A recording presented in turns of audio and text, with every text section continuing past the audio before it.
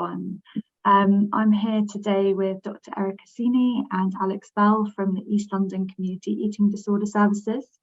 And we're here to introduce you to the Be Body Positive website, which has been a partnership project in collaboration with North East London NHS Foundation Trust, East London NHS Foundation Trust, Bernardo's, the leading children's charity, Elba, and Infused Media.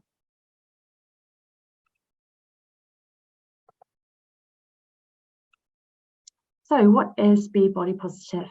I'm now going to pass over to Erica, who will be leading this discussion. I just wanted to say as well, if everyone could use the Q&A function, because at the end of the session we will have a Q&A. Feel free to kind of use the chat function while we're presenting, but if you have a specific question that you'd like addressing at the end of the session that Erica's leading, then please do use the Q&A function. Great, thank you. Also, this webinar is being recorded. So over to you, Erica. Thank you very much, Nina, and welcome to all. It's great to have such an amazing turnout.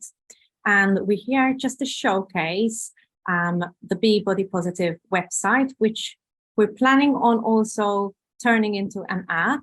So watch the space. We've also presented this at the European Congress, ESCAP in Copenhagen, and it's something that we hope will be something that you'll use regularly in your practice. It's not there to replace clinicians, it's not there to replace eating disorder teams, but it's there to as a psychoeducation resource for professionals, young people and parents, where there are concerns around normal eating, body image. Oh, my child is fussy with their eating. Oh, but is this ARFID? Or is this disordered eating? Or is this an eating disorder? So it's there as a psychoeducational tool, and it's made in a modular format. So if we can go to the next slide, please. Thank you. So we know that there are 3 out of 4 young children, some as young as 12, sometimes even younger, that are dislike their bodies and are embarrassed by the way they look. Not all of these people end up having an eating disorder, but some of them do. And usually we see a spike in this dislike as children develop, as they become more adolescent, and as they start becoming more self-aware. And I think this is where some of the material might help in these stages of their development. Next slide. We also know that around 10,000 children and young people started NHS eating disorder treatment between April and December 2022. And if we think about the pandemic, so we know that eating disorder services initially, way back when, used to be part of generic CAM services. There was then a study which showed that if we can get young people through the door into specialist eating disorder services in the first instance, their prognosis is much better. Off the back of those studies and similar like those, we got commissioned in 2016 for specialist eating disorder service for children and young people to develop. During that time, when services were being set up, there was a steady increase, which is what we generally tend to see when new services get set up.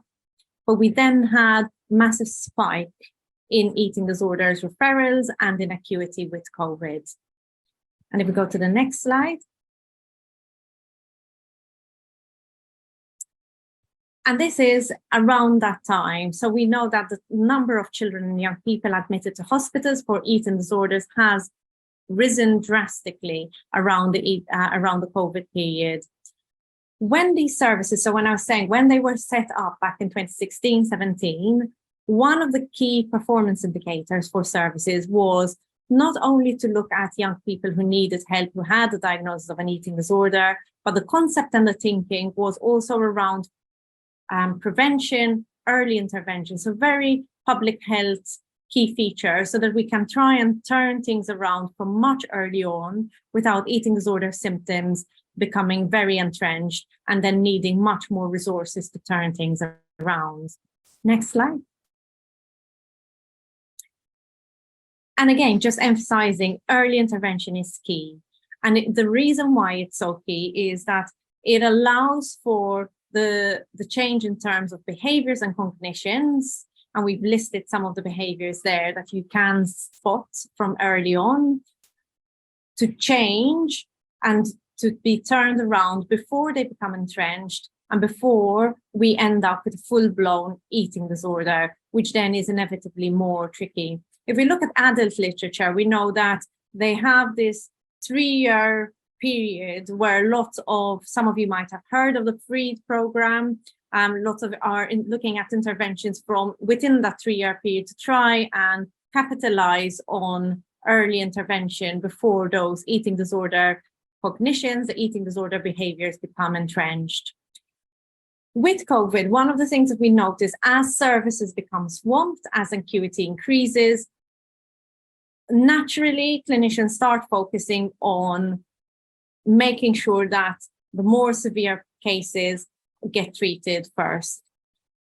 The backlash of that is that a lot of the time we end up forgetting around the milder cases, the early intervention, which ultimately is what's going to help a service throughput and which is going to help things turn around in the bigger picture side of things. So we go to the next slide.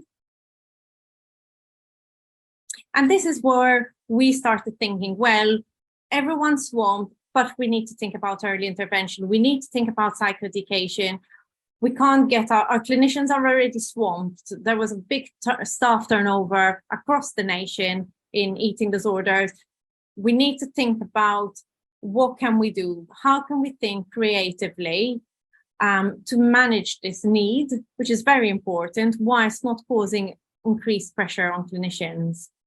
So one of the things we taught is we went to NHS Digital, got a bid to fund this project. And we thought about creating self-guided modules, a lot of which were taken from materials that we have tried and tested in clinic across 3 different eating disorder teams. So we had the East London eating disorder teams who had developed the body image and normal eating group. And we have some service evaluations, which helped us to tweak this material feedback, qualitative feedback from professionals, young people and parents, tweak what works well, what would be better, which we've presented at various conferences.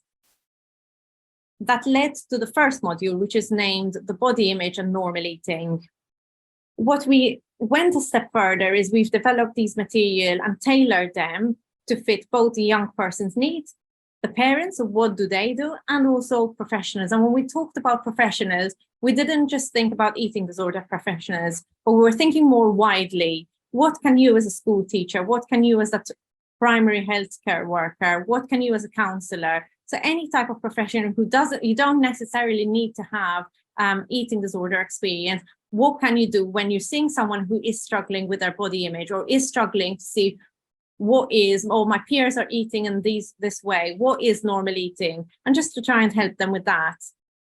Our colleagues in Bedford and Luton CAMS then worked on, and I think we've changed the name since we produced the slide, the fussy eating side of things. So this is thinking about the younger people. And I think we've noticed and we've recognized there's a gap in services at the moment around ARFID. So ARFID isn't the same as fussy eating, but there is a gap there across the two. So we've created slides around what is fussy eating and when do you need to be concerned as a young person, parent, or professional. So again, keeping that same structure around this being more than just fussy eating, and when is it one of the eating disorders which has been coined as avoidant and restrictive food intake disorder. The third module was developed by our colleagues in North East London Foundation Trust, and they use thinking about disordered eating disorders, so the ones we classically know about, thinking about anorexia, bulimia, and binge eating disorders, and also thinking about some strategies from which they drew from emotion-focused family therapy elements and put them into this third module.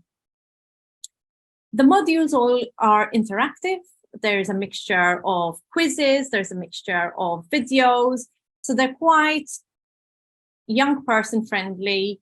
And there's also materials and links for the professionals if they want to read a little bit more, or if they want to read around some of the service evaluations which underpin these 3 modules, which have been used clinically and tried and tested by the clinicians in the eating disorder teams, but then adapted to make these modules. Next slide. So I will actually hand over to my colleague Alex, who's worked with me on the normal eating and body image, to talk to you a little bit more about this first module. Ash is here.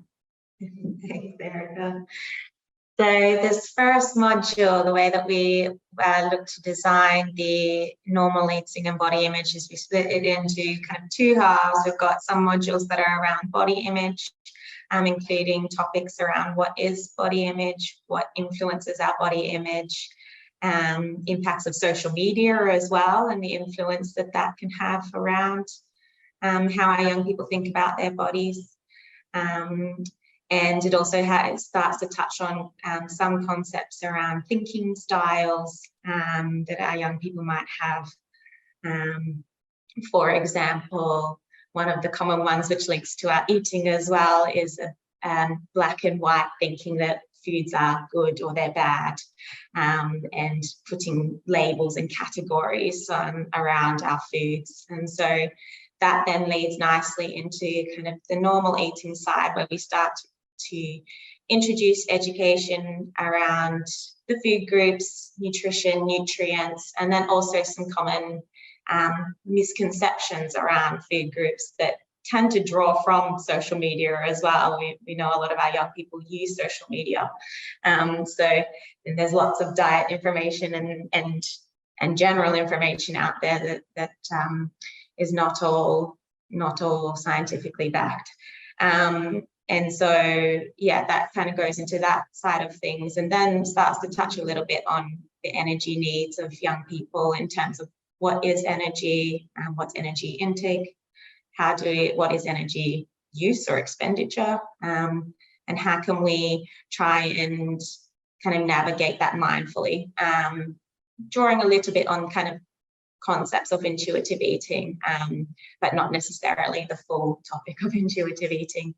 And our last topic that we have around the normal eating is on diet culture and the influences of social media and how that, and also just our environment around us and how sometimes change. Well, what is normal eating, and what is kind of common diet language we hear that sometimes is normalized, and we don't realize how much that can influence our intake.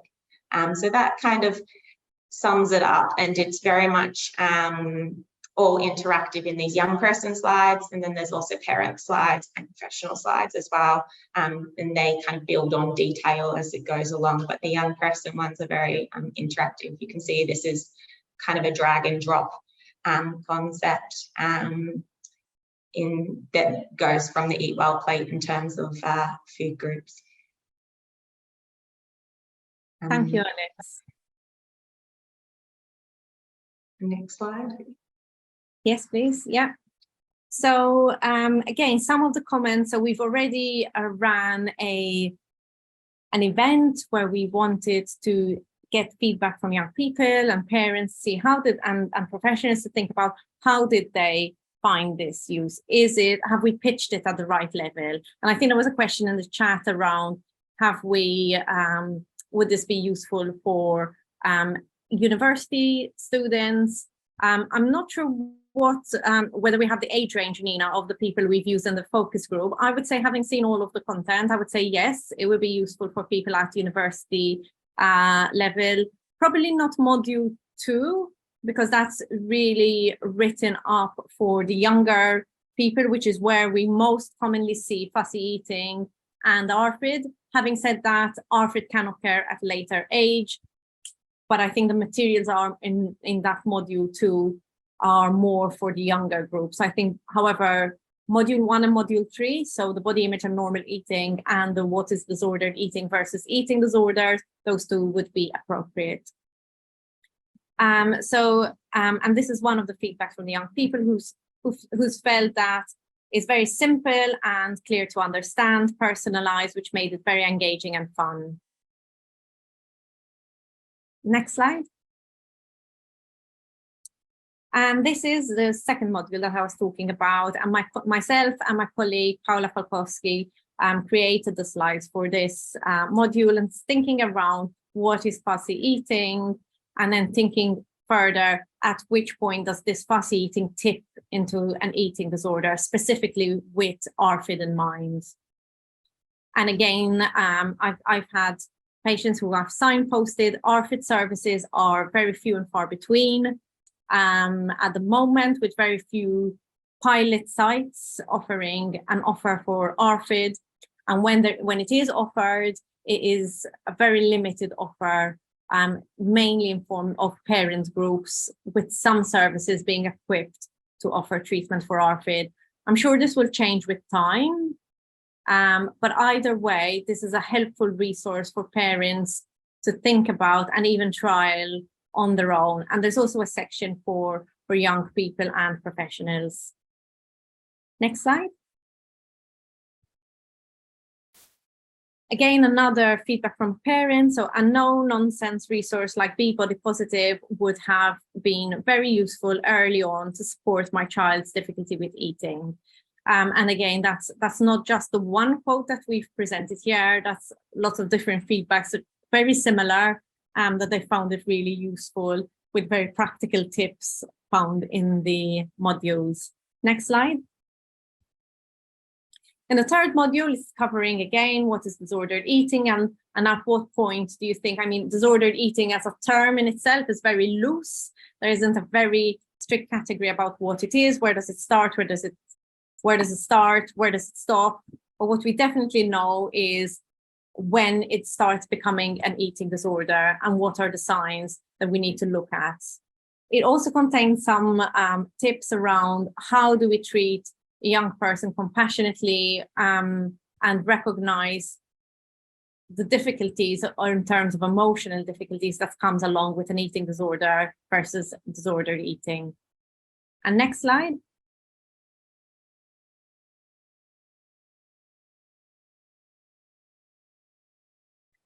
And this is a professional feedback. So Be Body Positive is an excellent toolkit for anyone working with young people, as it breaks down expert knowledge into engaging content and resources. So you can see from across the board, this is part of the initial reporting and feedback that we've had once we've launched the product, and it's been very positive all round. Next slide. So just thinking about some stories, we know hearing about other people's experience can make you feel validated. It makes you feel less alone.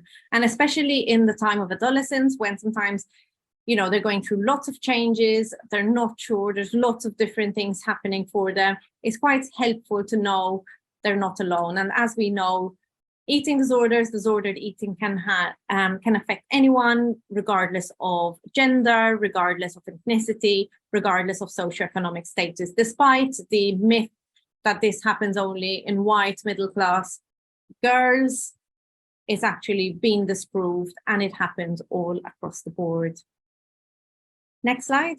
Thank you. So we've also added some extra resources. We keep getting feedback. Recently, we've had a professional writing in around body dysmorphia, so we're going to add a link onto that. So again, please do use this. We also want to get some feedback in terms of what do you think. It's great that you're here today. I'd really love it if you can go on, have a try, have a play around some of these, give us feedback, tell us how we can improve it. And if you're interested in being part of our service evaluation, which we're going to be undertaking over the next year, we've also added a QR code on the website. So please do click in and leave us your name and whichever, either phone number or email address, whichever you feel is most helpful. It would really help us to tailor it and tailor the website, because we want this to be a national resource that is useful to you as professionals, as well as useful to young people and parents. Next slide. The other thing we thought would be helpful is because we don't, it's not a live site in that we don't have forums which are moderated, etc. on the slide. It is helpful that if people recognize, oh, actually, this has made me think, actually, I would benefit from some help. We want to add a section where you can type in your postcode and it'll bring up which is your closest eating disorder service, to try and signpost people through that. So we thought that was a useful link to do, and that's something which is being created. Next slide. Again, this is our service manager, service director. In a digital world where negative and harmful views of body image can be difficult to avoid, Be Body Positive aims to carve out a nourishing and safe space. We hope young people will come to the site and learn how to feel at ease in their bodies. Fantastic. So I guess we wanted to use the rest of the time for you to answer any questions. I've answered one in the chat. Yeah, have any other comments. So feel free, I can go through some of the questions, or maybe Nina, maybe you moderate them and we can answer. And then if people even want to, I don't know if they can unmute themselves or if it's just through the Q&A. So I'll leave it to you. I hand over to Nina. Thank you. And thank you for such an interesting talk. That was such a good overview. So I will start with the questions that are in the webinar chat, but just to remind everyone to use the Q&A if you've got any questions as well. So one of the questions from the chat, let me scroll back and get it, was where it's self-guided, is it appropriate to offer with a practitioner to support reflection or putting in place strategies? Some of our children, young people would need an adult to support completion due to motivation levels as well as potential SEN.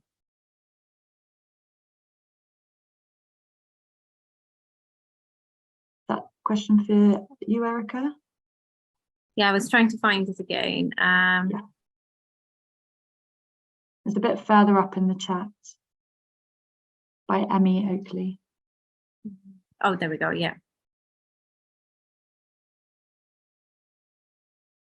Yeah, absolutely. So I think if that's helpful, if you can use them as resources to work through with the young person. You can also use them as resources for if the child is able, for them to use them, and then you can go bring them into your sessions. They're there. We've created them for you to use as you find helpful. I would expect if you're working in an SEN cohort or people with learning difficulties, it'd probably be more useful to sit down and go through them with the young person and explain, etc. I mean, we've tried as much as we can to try and make them as accessible as possible. We're still testing it out. There will be lots of changes once we get more feedback on board. And I'm sure that we won't be able to cater for all the different levels of diversity, but we will do as much as we can. Thanks, Erica. Another question in the chat was, are there any resources relating to body image or disordered eating around gender dysphoria? So no, again, so I think that the concept, this is very much coming from an eating disorder point of view. I think the difficulties around body image in gender dysphoria are quite different.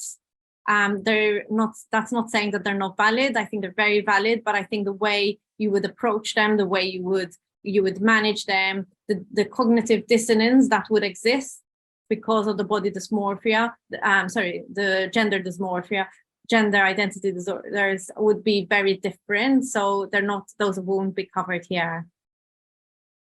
And how does this model fit with the government obesity agenda? So I guess it fits quite nicely with the government obesity agenda, because ultimately the aspect around obesity is around having and ensuring you do have healthy eating. So either way, eating needs to be healthy, it needs to be nutritious, and you need to be able to manage your food in adequate proportions and adequate range. So it does fit quite nicely. The other aspect is it does also need to think about making sure that you're comfortable within your skin and within your body. It doesn't mean that, it doesn't mean that there aren't aspects. I think my concern with the obesity agenda aspect is sometimes the way it is shared can be quite triggering to someone who is coming from an eating disorder standpoint. So I think it's about creating a more balanced view around it. Thank you. There was a question in the chat about how people access the programme, and I can answer that quickly. It's a website. You can visit it at bebodypositive.org.uk, and it's totally free and available to everyone. So the next question was, do you have any information around links with neurodiversity and autism and disordered eating? Do we have any links? I'm not sure. We'll probably need to have a look at that. There are links available, which I think we should be signposting. So there's the Peace website, and there's some other aspects. I don't know, Alex, if you wanted to come in on that. I'll probably need to go back and check whether we have actually already signposted them. Yeah, I'm not sure if they're listed in the resources on the Be Body Positive, but as you said, Peace Pathway and then Autism Awareness also has quite a few resources around disordered eating and also eating disorders. But definitely a valid point, and definitely something to consider, Nina, just to double check that we do have those resources added in there. Of course. I'm just going to move over to the Q&A now. Let's see if there are any questions. So, how do families eat healthy when financial crisis or using food banks? Alex, do you want to answer that from a dietetic point of view, and then I can take over and continue if you want? And that would make a great resource too, as well.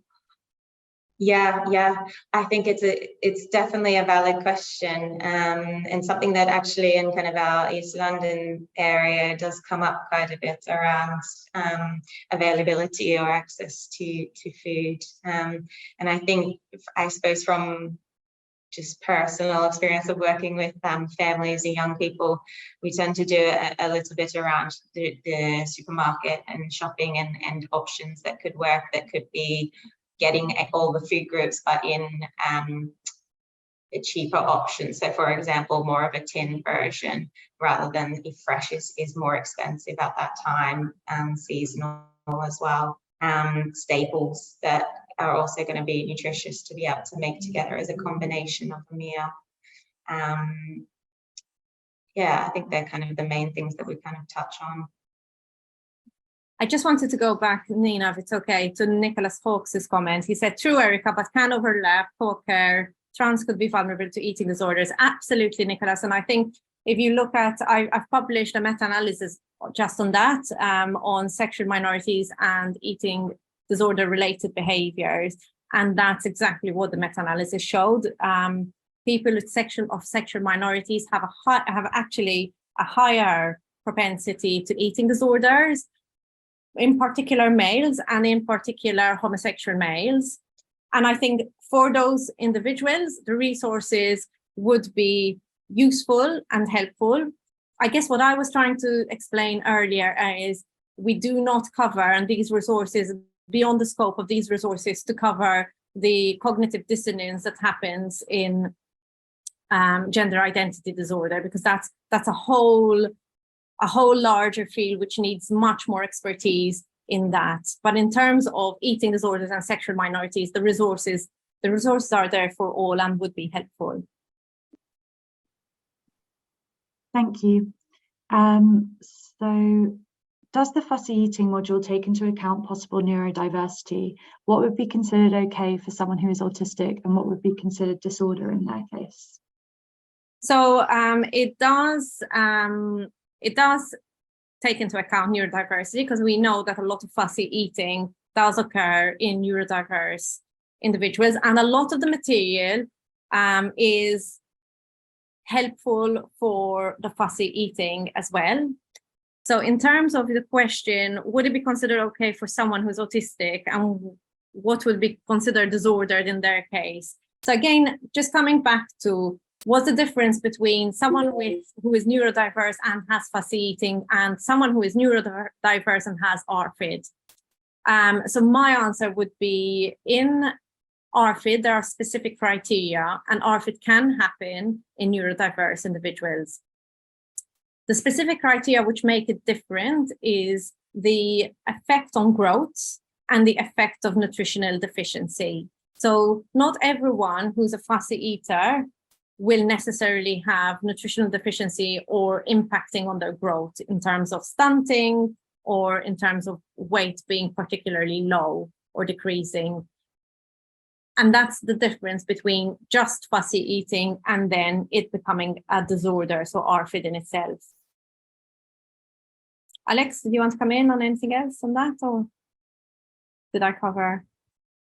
I think you covered it all. I think, yeah, I think the ARFID and the fussy eater pathway does cover quite a lot of that sensory aspects that are really common overlaps. So I think it can be kind of used for both, but as you said, it's not, the module's not designed as kind of a diagnostic tool.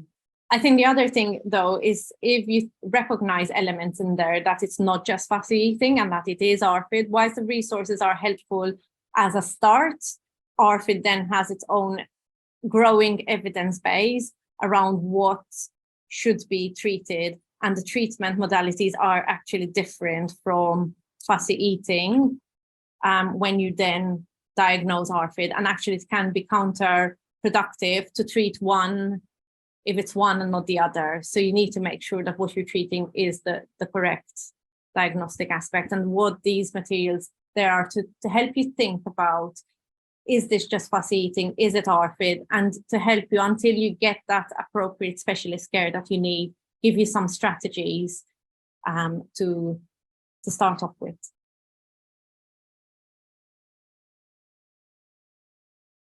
Thank you, Erica and Alex. Another question in the chat. So for kids in family therapy for anorexia who lack insight and motivation for recovery, could you comment on how you might help motivate them to check this out? Most kids I've worked with refuse to look at recovery material or self-help resources. They see it as a threat. Perhaps this is a resource that would benefit later in the treatment. Any thoughts here? Well, there's already material, John. I think that's a really good point, and it's very common.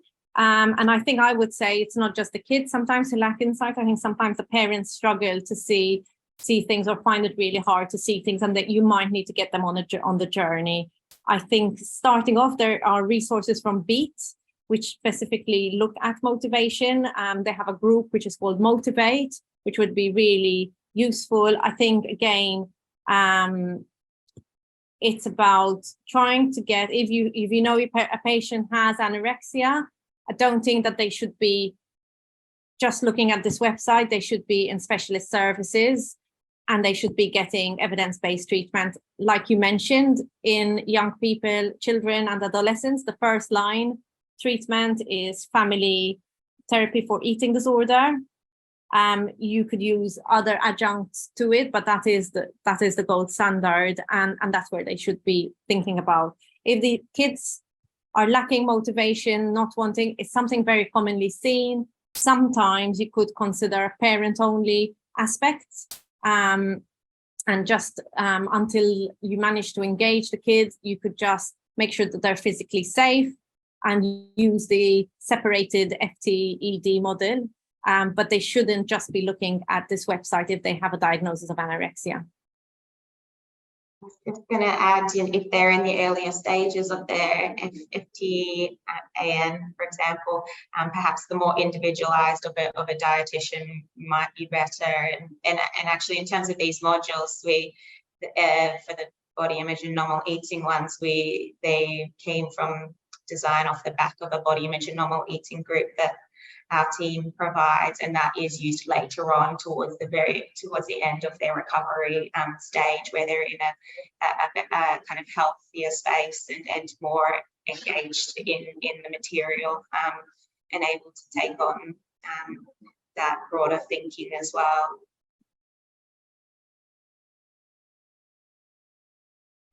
Thank you both. Another question. comes from Heidi, an ED clinician who really welcomes this resource. Thank you, Heidi. Can we integrate the modules in training? For example, we are developing pathways and training with our paediatric colleagues. Many thanks. You're welcome to use them for training if you think they would be helpful. I guess you need to think about what the learning objectives for your training is and are. I guess I would say it's helpful for pediatricians, and the more people know about them, that's great, and that's really useful. I think if you're thinking about pediatric training, there is more relevant training materials and resources out there produced by higher education, HE, is that higher education England? I think, yeah, HEE, health education. Yeah. Sorry, I was like, and also by which is mainly produced in collaboration with BEAT, which would be more appropriate. There are specific resources for pediatricians.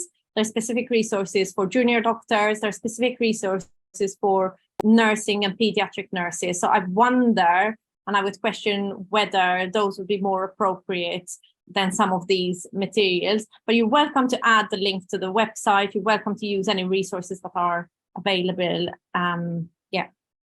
It also depends how much time you have with the pediatrician and what you want to prioritize. Thanks, Erica. So someone asked whether Be Body Positive is an online support for anyone to access, or do you refer? If so, can anyone refer? So as I mentioned before, it is a website that's available to everyone. So you can signpost to it, as Erica just said as well. Anyone can signpost to it, and anyone can kind of refer to it in that sense. We are also now on the JOY directory, which is for social prescribing link workers to be able to refer to Be Body Positive. So that's people that are working in communities, and if they're worried about a young person, they can refer either them or their parents or carers to the resource as well. So do check that out if you haven't already. It's on our website under resources. Wonderful. So I'm just going to check we've got covered all these questions in the chat. I think there's some more in the Q&A. Yeah.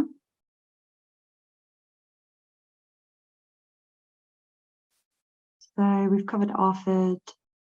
Yes. Do you have any recommendations for a mental health clinician that does not have experience on that topic and has an interest supporting young people with eating difficulties?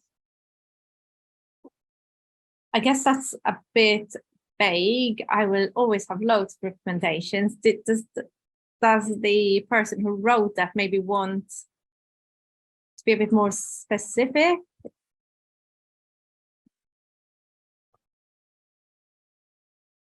I guess as a general, we there's in each of the topics, there's kind of young people, parent care and professional sections. So there is a section that's tailored for staff to be able to learn about the topics also. As a very general overview, though, there might have been a more specific, as you said, to that question. Shall we come back to that? So hopefully the attendee will have some time to write what they mean, and then we can answer. Just checking. How do the modules get monitored? Is this more lower level intervention as a signpost service? So they're not monitored, which is why we were saying this is a psychoeducation material. It is not there to diagnose. It is there to educate people and to provide some basic skills and tools that we know work and which won't cause any detriment to people if you're not sure what the diagnosis is. So it's more of a psychoeducation. It's more there to teach you some skills and tools, regardless of what your diagnosis is. But it's grouped in a way that you find it easy when you're navigating to signpost. Oh, I have a child who's fussy with eating, or oh, I'm not sure if this is an eating disorder. Should I refer? So it's more that type of material. Thank you. another question from Emmy Oakley was, under the professional resources section, is there guidance for key activities or resources which practitioners can use directly with children and young people in session? For example, if offering LICBT interventions such as CR or worry management, how can we include work where there are specific anxieties related to body image and eating patterns? So the psychoeducation material for professionals is around the resources that are on the website and the evidence base that was generated to create those resources. So it is there to think, if you want to use it as a professional, you want to use these modules as part of your practice, what you can expect to get, what you can use, and also underpinning some of the how we came up with these materials. So I think it's more in that way, resources for you as a professional if you have a young person who is finding it hard with body image, for example. Thank you, Erica. So I'm just now going to share a poll with all of the participants that are here. It'd be really helpful if you could quickly answer your honest opinion. Any kind of feedback that you have for us is really going to help us improve our website and improve the resources that we have. A lot of the kind of comments and suggestions in the chat and the Q&A, I'm making note of them, and for example, the voiceover for the modules, I've made note of that, and some of the content that's been mentioned, to double check that we have it on our website if we don't already, but also the resources area of our site is very much live and is being added to continuously, so we can always add more. So there's another question which I think we've missed. It's around, does the website include resources to support with managing ARFID, or is it more directing to identifying ARFID? I think it goes, so we're just tweaking that module at the moment. So it starts off with thinking around fussy eating. It then moves on to thinking, when should you be thinking about that this is more than fussy eating? It then gives you some helpful strategies which aren't detrimental for fussy eating or ARFID. And they're usually used, they were created as part of a parent group for parents with ARFID, and then adapted for the website, and then adapted for young people, parents, and professionals. If it is ARFID, that's not the be all and end all. The evidence base for ARFID is more around CBT for ARFID and family treatment for ARFID, but they're a helpful supplement until you can get your referral in and you get seen. So it's some practical tips which we know work, whatever the diagnosis, fussy eating or ARFID. But it's not a replacement, none of this material, and I wonder whether we need to make that clear across the website. None of this material is a replacement to clinical services if you have an eating disorder, including ARFID. That's a very good point, very valid point. A final question, although I appreciate will vary between people, how long on average would you expect each module to take for a young person? I think it depends on their age, it depends on their learning ability, and it depends on their attention span as well. I think I would expect, I've had young people who have completed them within 45 minutes. I've had people who have had to stop and come back and stop and come back. And I've had young people as well who have, not fully understood and needed it to be broken down in smaller aspects. So I think I would say it depends. I think the fastest you can go through is about 45 minutes. Yeah, I think, it's nice because everything saves on the website for 30 days. We don't store any data, but the cookies save everything on the website for 30 days. So as you're going through the website, you can make notes, and there's plenty of opportunity for reflection and for people to keep what they've reflected on. It's one of the areas of the site that was really important to develop. So obviously, if you're taking longer to do your reflections, then it will take longer to complete the module as well.